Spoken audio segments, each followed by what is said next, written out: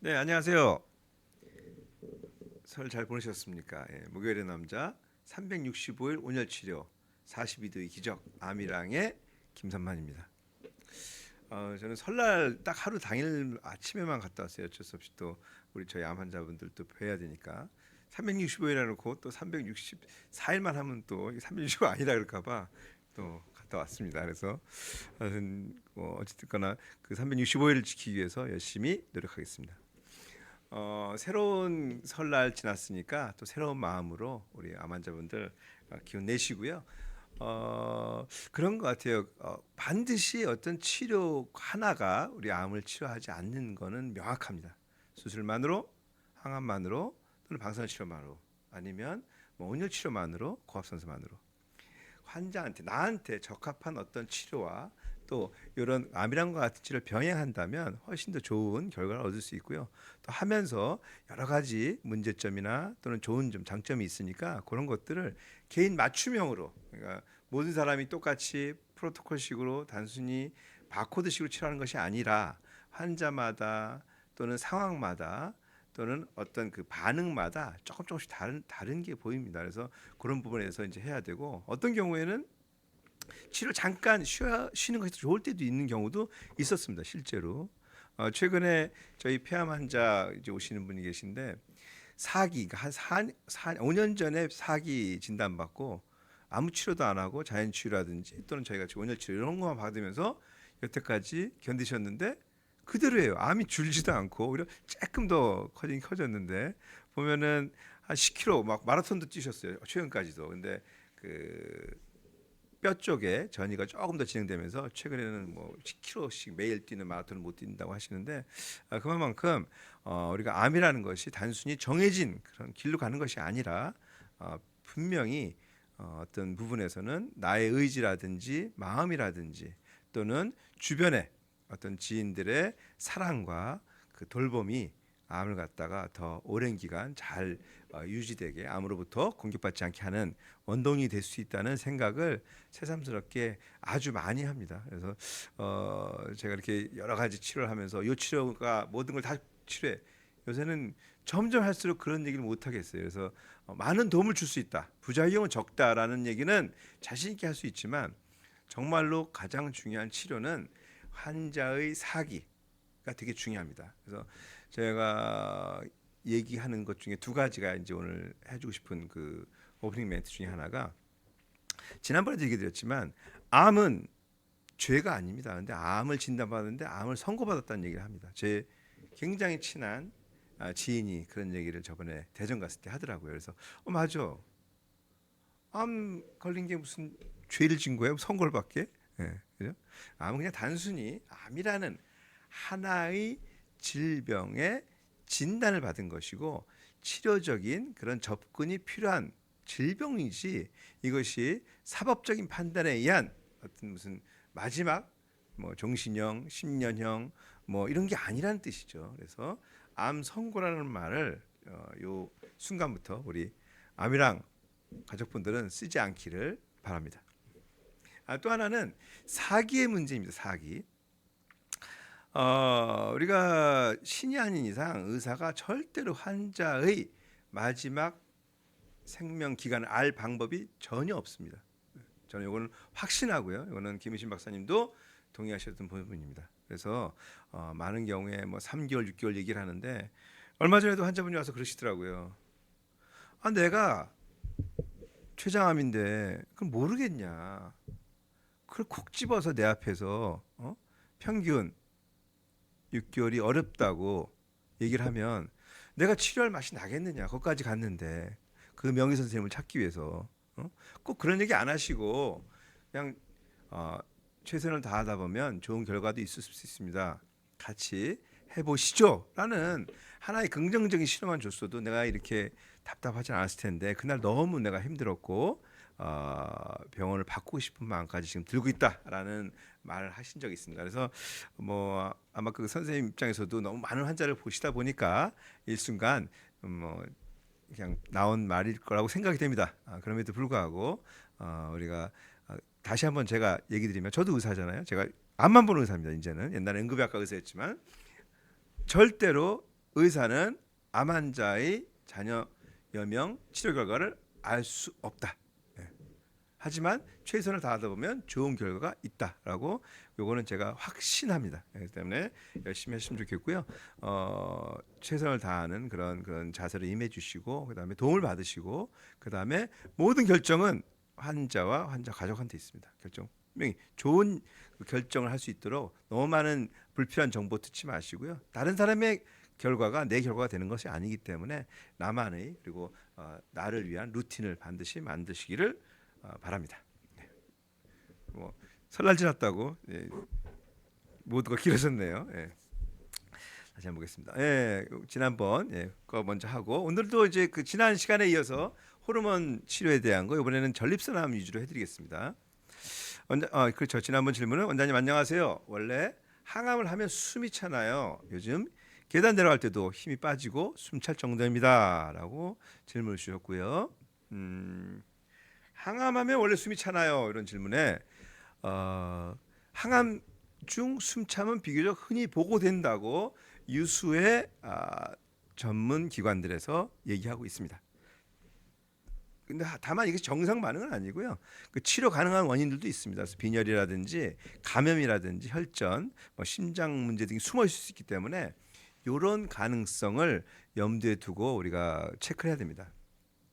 그리고 얘기하신 것 중에 요즘 계단에서도 힘이 빠지고 숨참처럼 활동시 숨참이 새로 생긴 건 아프다면 이거는 그 의료진한테 당연히 빠르게 알려야 되고요. 조사해서 치료 가능한 거면 치료가 할 수 있고요. 만약에 아니라면 안심하시고 그냥 치료하시면 됩니다. 그래서 비교적 흔한 원인으로서는 지난번에도 얘기했지만 빈혈이 그 항암제의 경우에 특히나 조혈 기능을 떨어뜨리고 그 중에 호중구를 떨어뜨리면 폐혈증의 위험 때문에 이제 굉장히 위험해하고 또 혈소판이 떨어지면 혈액 응고 장애가 생기기 때문에 이제 문제가 되는데 또 하나 그 빈혈 헤모글로빈이 떨어지면 이로 인해서 산소 공급을 적절히 하기 위해서 우리 심장이 더 많이 일을 해야 돼요. 그러니까 한 번 갈 거 두 번 뛰어야 되니까 기본적으로 심장이 많이 뛰고 심장이 너무 많이 뛰면 그 자체가 숨참의 원인입니다. 그래서 평상시에 하던 운동인데도 숨이 찰 수가 있습니다. 심부전이라는 병이 있습니다. 심장이 너무 일하다가 이제 그냥 탈진돼서 더 이상 일을 못하는 거예요.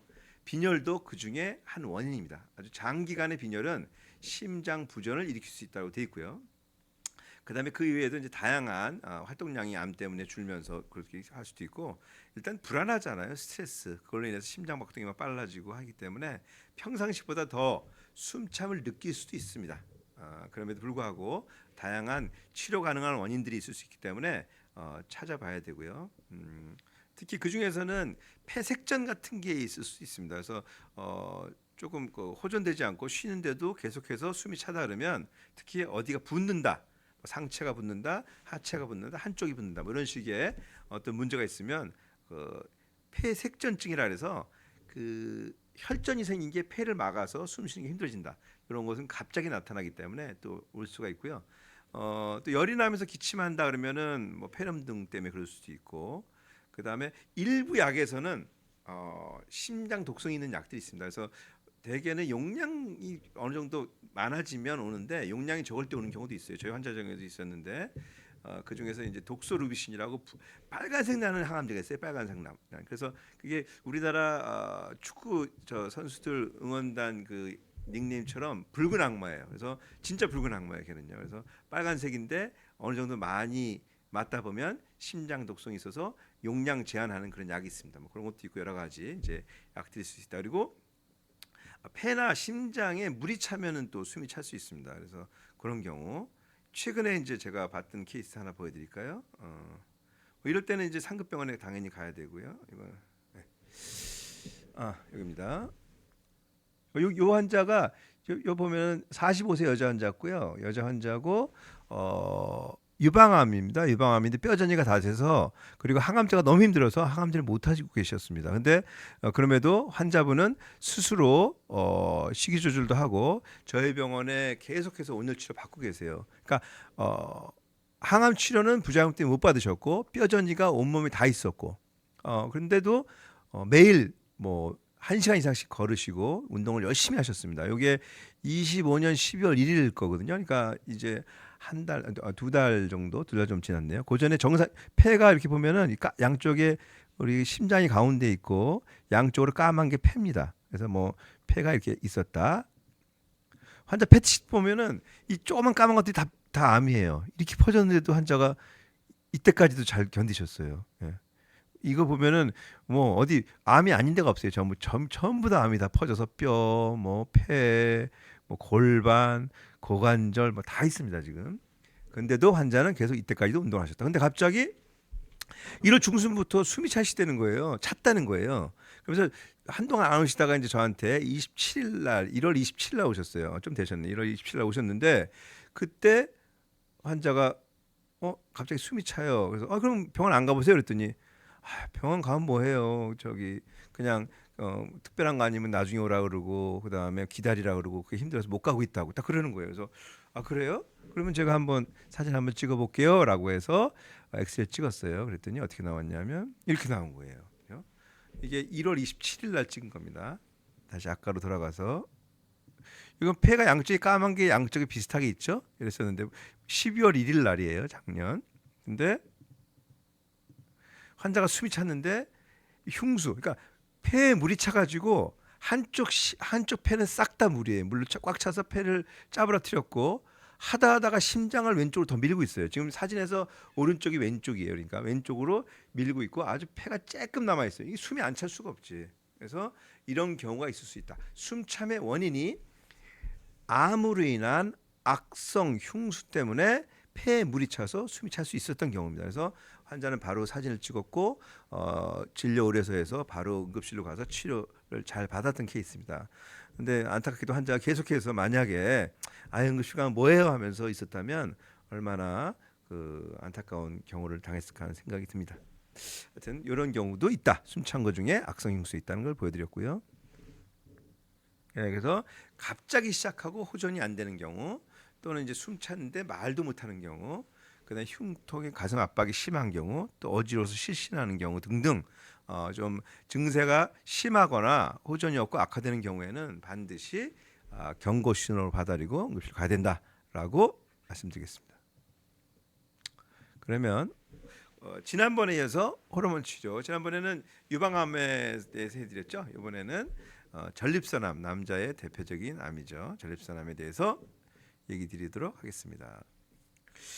전립선암은 이제 호르몬 치료가 있는데 남성에 대한 표현할 때 안드로겐 뭐 이런 표현을 쓰는데 ADT라 그래요 약자로. 그래서 남성 호르몬 테스토스테론을 아실 거예요. 이게 이제 안드로겐인데 이거를 뺏는 치료다는 거죠. 그러니까 남성 호르몬이 작동 못하게. 왜냐하면 전립선암은 남성 호르몬의 작동으로 암이 자라는 경우가 많아요. 그렇기 때문에 그거를 어떤 경우에 좀 진행이 됐거나 전이된 경우에 있어서는 이런 것들을 호르몬 치료를 그러니까 연료를 차단해서 성장을 멈추게 한다. 이런 표현이 좀 정확할 것 같아요. 그러니까 뭔가 연료가 될 수 있거든요. 호르몬이. 그래서 그 호르몬을 차단해서 암 성장을 지연시키거나 멈추게 한다. 뭐 이런 표현을 하고 있습니다. 그래서 호르몬 치료가 가능하다. 전립선암에서도. 이것도 제가 AI로 한번 만들어봤어요. 전립선 AI에서 선자를 잘 못 썼네.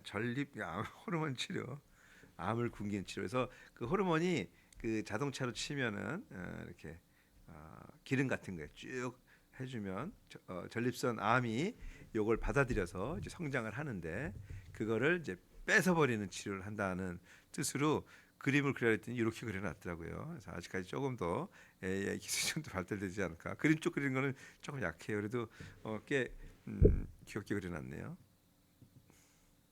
전립선암과 호르몬 관계는 남성 호르몬 관계라고 보시면 됩니다. 그래서 많은 전립선암에서 그 남성 호르몬인 테스토스테론의 영향을 받게 되면 더 잘 자랍니다. 그러니까 결과적으로는 이것도 호르몬이라는 표적이 되는 것이죠. 그래서 오늘 항호르몬 치료, 남성 전립선암에서 항호르몬 치료로 테스토스테론이 영향을 주지 못하도록, 그러니까 테스토스테론이 아예 만들어지지 않게 하거나 또는 주유구에 끼지 못하게 하거나 뭐 여러 가지 차단을 하는 거죠. 그래서 어쨌거나 호르몬의 영향을 받고 차가 가는데 운행을 해야 되는데 기름을 주지 못하게 한다. 이렇게 이해하시면 좋을 것 같습니다. 언제 하느냐? 조금 그냥 가벼운 초기 전립선 암에서는 사용하지 않고요. 대개 이제 전이가 있거나 재발염이 큰 경우, 특히 진행이 많이 된 경우 이런 경우에는 보조요법으로 그 재발염을 낮추기 위해서 어떤 기준이 되면은 하게 됩니다. 그리고 일부 그 PSA라 해서 전립선 암 때 사용되는 조형 표시하거든요. 이게 어느 수치 이상 오르게 되면 재발의 가능성을 염두에 두고 생화학적 재발 염두에 두고 항호르몬 치료를 할 수가 있고요. 또는 이제 그 뼈 쪽에 전이가 잘 됩니다. 그 유방암도 뼈 쪽에 전이가 잘 되고 전립선암도 특이하게 뼈 쪽에 전이가 잘 됩니다. 그래서 뼈 전이가 돼서 통증 완화 목적으로도 사용되는 것이 바로 남성 전립선암에서의 호르몬 치료입니다. 이런 약들이 있어요. 그래서 엑스탄디라는 약이 있고 자이티가라는 약이 있고 우리 전립선암 환자분들은 많이 아시는 약이에요. 여기 또 졸라덱스가 또 나와요. 이게 지난번에도 유방암에서 졸라덱스 나왔는데 남성암에서도 졸라덱스라는 게 나왔다. 그래서 졸라덱스라는 것이 있습니다. 좀 특이한데 이게 좀 약식으로 그린 건데 남성 호르몬에서 여성 호르몬이 잘 생겨요. 그러니까 거의 많은 경우에 그러니까 남성 호르몬 다음이 여성 호르몬이에요. 그래서 여기로 가는 걸 차단하는 게 우리 유방암에서 여성 호르몬 생성 억제제가 바로 요 아로마타제라는 것을 막아버리는 거예요. 우리가 그 성경에 보면은 남자의 늑골에서 여성이 됐다 그러는데 뭐 꼭 그렇지는 않은 것 같은데 호르몬상으로만 보면 남성 호르몬 다음이 여성 호르몬이에요.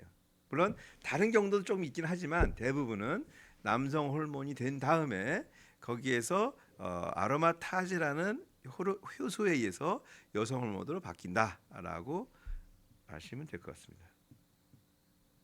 그래서 그 여성 호르몬에서 쓰는 유방암에서 썼던 치료제가 전립선암에서도 똑같이 사용될 수 있다는 것이죠. 종류를 보면은 역시 뭐 다 비슷합니다. 호르몬 생성을 역제. 그러니까 호르몬 유방암에서 제가 야구공과 글로브로 얘기했죠. 야구공을 적게 생기게 하는 거. 그다음에 야구공이 야구 글러브에 붙지 못하게 하는 거, 그죠? 그다음에 호르몬이 만드는 경로 차단할 수 있고요. 드물지만 그 거세를 하는 방법도 있습니다. 그럼 완벽하게 우리가 선택적으로 거세를 해버리면 이거는 해박적으로 이제 호르몬 치료를 해버린 거죠. 거세를 했으니까 고환을 없애는 거죠. 가장 흔하게는 이제 주사로 이제 호르몬을 낮추는 방법인데요. 일정 간격으로 1개월, 3개월, 6개월 얼마나 효과가 확실한지 진짜 뚝 떨어져요. 처음 사용하시는 분들은 그러니까 뭐 수치상으로 원래 적어도 뭐 한 3, 4 뭐 이렇게 나와야 되는데 뭐 거의 측정이 안 될 정도까지 떨어져 버리세요. 그래서 그 화학적 거세라고 보시면 됩니다. 주사를 이용해서 거세를 해버렸다 이렇게 하시면 됩니다. 근데 경우에 따라서 일부 약제 같은 경우는 잠깐 올라가는 수도 있어요. 호르몬이 반작용으로. 근데 그건 일시적이고요. 대개는 효과가 빠르고 표준 치료로 아주 낮은 수준으로 남성 호르몬인 테스토스테론을 유지한다. 이것이 이제 낮추는 그 치료 방식이고요. 그런 치료를 했을 때 그러면 효과를 어떻게 확인할 거냐? 당연히 PSA도 같이 떨어집니다. 그래서 들어가고 만약에 이제 그 호르몬 치료를 했는데도 PSA가 안 떨어지고 올라가면 이거는 거세 저항성이라는 조금 더 치료하기 어려운 그런 전립선 암으로 이제 우리가 정의하는데요. 어찌됐거나 그 종양 표시자인 PSA가 떨어지는 것이 보여야 되고요. 영상상으로는 뭐 전이 종양 크기 확인을 할 수 있고 증상으로도 이제 느낄 수 있습니다. 그리고 수치가 내려가더라도 통상적으로는 꾸준히 다른 호르몬 치료자 마찬가지로 유지하는 것이 중요하다라고 할 수 있고 이게 뭐 완치를 목적이라기보다는 다른 치료와 병행해서 완치 목적이 되는 것이죠, 그죠? 그리고 경우에 따라서는 전이 재발된 경우에 그 조절, 그러니까 완화, 조절 목적으로 이제 접근하기도 하고요. 그래서 최대한 우리가 그 암의 진행을 막는데 호르몬 치료가 도움을 줄 수 있다. 물론 하다 보면 이제 내성이 생길 수 있지만 그럼에도 불구하고 그걸 잘 체크하면서 장기간 동안 이제 길게 끌고 가는 것이 중요하고요. 많은 분들이 이런 걸 질문합니다. 그래서 호르몬 치료하면 성기능은 어떻게 되느냐? 예. 거세이기 때문에 그 화학적 거세이기 때문에 대개는 성욕이 당연히 감소하고 발기력도 저하되고 그렇기 때문에 이제 그런 부분에 있어서는 이제 뭔가 다른 방안을 통해서 그런 문제들을 해결할 수 있게 좀 소통하거나 이제 강구해야 되고요. 저희 환자 중에는 이제 한두 번 맞으시더니 아예 안 맞으시는 분이 있어요. 근데 근육이 다 말라버리시더라고 진짜로. 그래서 너무 난 암이 다시 재발하면 재발했지 너무 힘들다. 내 나이가 몇인데 그러시면서 호르몬 치료를 안 하신 분이 있습니다. 다행히도 아직까지는 재발에는 증거가 없긴 한데 그럼에도 불구하고 좀 적극적인 감시는 필요합니다. 그래서 호르몬 치료의 가장 큰 문제는 남성성이 떨어진다. 그래서 피곤하기도 하고 성기능 쪽에 장애를 줄 수 있다. 그리고 여성과 마찬가지로 갱년기 증상이 나타날 수 있습니다. 그래서 그 안면 홍조라든지 뭐 땀이 난다든지 수면 장애라든지 기분 변화 마찬가지 있죠. 그래서 그런 경우에 어느 정도까지는 조절이 가능하지만 만약에 조절이 불가능한 경우에 있어서는 약물 치료도 좀 있으니까 좀 하셨으면 좋겠고 또 마찬가지입니다. 너무 힘들면 좀 쉬었다 가야 돼요. 우리가 뭐 치료 목적이 목적보다 부작용이 더 심하다면 어느 정도 조절, 그러니까 기간이라든지 치료 간격이라든지 휴약이라든지 등등등 해서 또는 약물의 변경이라든지 이런 것들을 고민을 해봐야 되고요. 고민의 지점이 확실하다면 우리 주치 선생님과 상의해서 충분히 상의를 많이 하시는 게 좋습니다. 왜냐하면 그 암의 재발이나 이런 것도 중요하지만 또 삶의 질도 중요하기 때문에 그 부분을 서로 잘 저울질 해봐야 되겠죠. 그리고 부작용 중에서는 뭐 꼭 관리해야 될 우리 관심 가질 수 있는 게 이겠지만 근육이 감소한다. 많이 감소해요 제가 보니까. 그래서 그냥 평상시대로 하면은 굉장히 많이 말라요. 그래서 근육 운동을 꼭 하셔야 돼요. 그러니까 단백질 어느 정도 좋은 걸로 드시고 질 좋은 단백질을 드시면서 유산소 운동은 물론 하지만 주 한 2, 3회 정도 근력 운동을 반드시 하시기를. 그리고 체중 유지. 체중의 가장 중요한 근육 유지가 굉장히 중요하다. 그리고 호르몬 치료하면 복부 지방이 늘기 때문에 더 운동 열심히 하셔야 돼요. 그리고 당연히 이제 뼈 쪽에도 약하게 만들 수 있습니다. 이런 그 항호르몬 치료가. 그래서 낙상 같은 거 조심하셔야 되고 비타민 D나 칼슘이 많이 든 뼈 같은 건 좀 많이 드시길 바라고요. 그다음에 뼈 전이가 있는 분들은 더더욱이나 신경 쓰셔야 됩니다.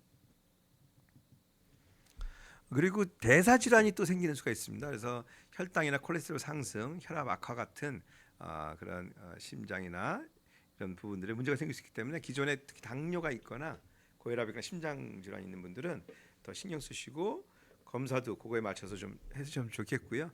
생활 습관 뭐 필수입니다. 그냥 이런 부작용이 없더라도 기본적인 루틴, 식이, 운동, 수면, 명상 등등은 반드시 루틴을 지키시길 바랍니다. 그리고 아까 좀 너무 힘들면 좀 쉬었다 해도 돼요. 어떡하겠어요. 이 목적보다 부작용이 너무 심한데 그걸 감수하면서 할 수는 없잖아요. 그래서 어떤 경우에는 간헐적 치료라는 선택지도 있습니다. 물론 이 경우에 내가 거기에 해당이 되는지 의료진과 반드시 조건을 확인을 하시고 그 내 암의 위험도를 확인한 다음에 이런 것도 하나의 옵션으로 생각해 볼 수 있다라는 걸 인지하시고 같이 하면 더 좋습니다. 그리고 이제 모든 약이 다 마찬가지인데요. 시간이 지나면 약이 잘 덜 듣는 경우들이 있습니다. 그래서 그런 경우에는 거세 저항성 전립선, 그러니까 거세를 했는데도 암이 진행되는 걸 거세 저항성 전립선 암이라고는 용어를 쓰거든요. 그렇기 때문에 그걸 진행할 수 있고 만약에 진행한다고 하더라도 끝이 아닙니다. 최근에는 추가 약제나 치료 옵션이 많이 나와 있기 때문에 그런 것들을 선택할 수가 있고요.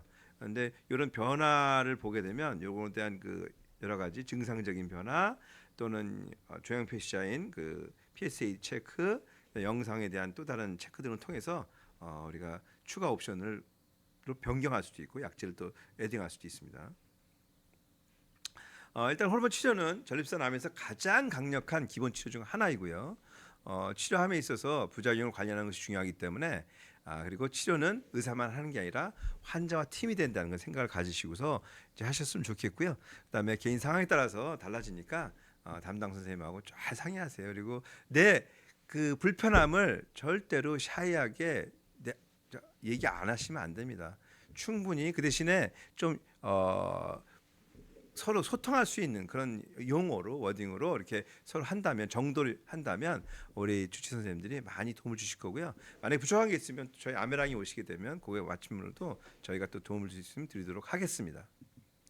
네, 이상 우리 아미랑과 또 했던 얘기를 했고요. 오늘 질문 하나 또 시간이 또 금세 지났네요. 받고 오늘 또 마무리하도록 하겠습니다. 네, 아유 방송 잘 보시는 분이 있어서 감사합니다. 네, 방송 잘 보겠습니다, 원장님. 저는 유방 환자들이 질문이 많네요. 요새 유방암 수술 후 생긴 뼈전이로 흉추 10번, 요추 5번에 전이가 생겨 방사선 치료를 받았습니다. 추가적으로 흉추 10번, 5번에 고주파 온열 치료할 수 있나요? 감사합니다. 네. 그 고주파 온열 치료는 어느 부위를 선택해서 하는 게 아니라 전반적인 그 위치를 하는 거기 때문에 당연히 할 수 있습니다. 사실은 방사선 치료할 때 같이 하는 게 가장 좋습니다. 근데 일단 끝나셨으니까 상황 보고서 이 이후에 그 항암을 하시는지 아니면은 뭐 그냥 관찰만 하실 건지 그에 따라 좀 다른데 지금 현재 상태 그리고 수술하고 분명히 호르몬 치료를 할 건지 말 건지에 따라서 조금 다르지만 충분히 같이 하는 것이 도움이 된다. 요거 생각하고요. 특히 항암할 때는 반드시 항암 기간 동안은 더 집중적으로 하셨으면 좋겠습니다. 고주파 온열 치료만 갖고서 그 부위를 정확하게 타겟팅해서 하는 건 아니고요. 그 국소 지역을 타겟팅합니다. 그래서 열을 통한 그 열에 약한 암세포의 일부를 손상시키고 또 무엇보다 면역을 올립니다. 그때 면역을 올리고 또 혈액순환을 통해서 암이 싫어하는 산소를 계속 공급하기 때문에 암 치료에 당연히 도움은 된다라고 할 수 있습니다. 다음번에 좀 더 자세한 내용으로 알려드리도록 하겠습니다. 이상 아미랑의 김삼원이었습니다.